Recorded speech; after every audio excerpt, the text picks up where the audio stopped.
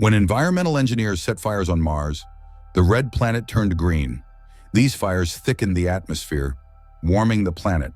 As Mars warmed, its ice caps melted, forming oceans and a supercontinent. This continent, seeded with genetically programmed worms, blossomed into fertile land. Engineered flora soon blanketed the terrain, making the air breathable for humans. Mars transformed completely. Blue skies, white snow, and green leaves. People of all kinds lived in cities and on farms, relishing ice cream on sunny afternoons. Travel between Earth and Mars boomed, with fire-sail ships connecting the planets in less than 3 days. This terraforming success extended to the asteroid belt's asteroids, now vibrant space islands.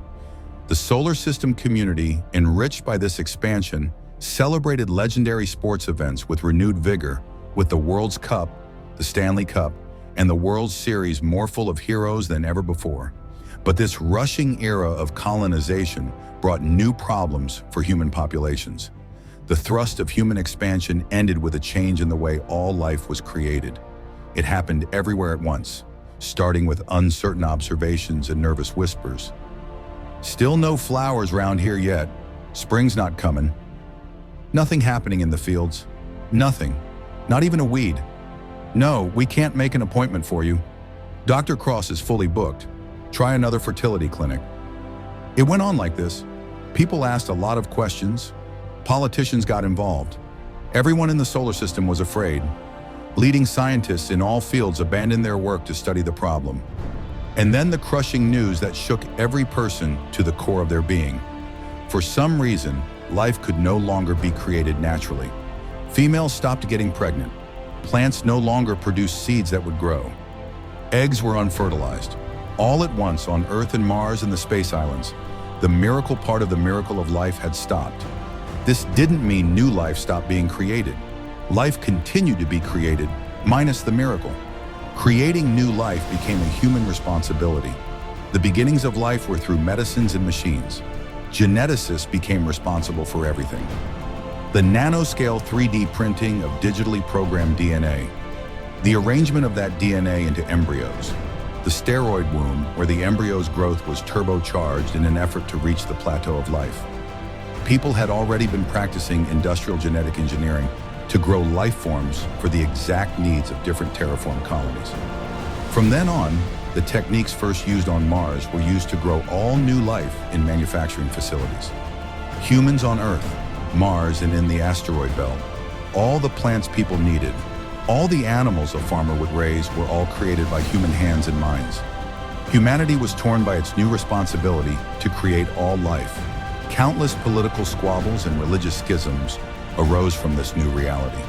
People believed humans had been playing God with their genetic manipulation and terraformation.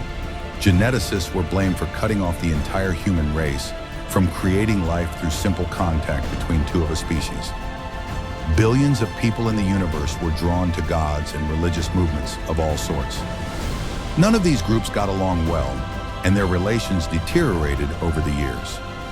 Some movements pleaded for God to show himself. Some said good riddance and felt bitter for God's abandonment. Travel slowed, dialogue stopped, and a united civilization in the solar system became a quaint idea. An estrangement set in, and the solar system community fell apart so that there was hardly any contact or communication at all. It was in these circumstances that a particular blue comet blasted into our solar system. Hardly anyone noticed as the comet was birthed through Jupiter's red spot.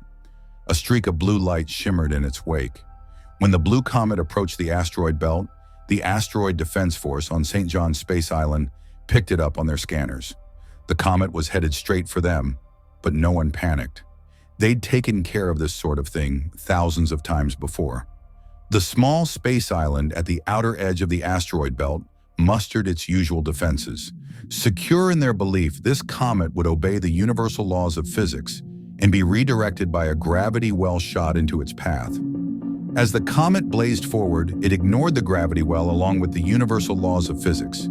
It obliterated the entire asteroid defense force in mere moments. Ships, gravity guns, and people were all lost as the comet continued on its path towards the long, dark space island. Only before destroying St. John's, the comet stopped dead in its tracks. There the interloping moon remained idle, hanging in the night sky, glowing a dazzling blue.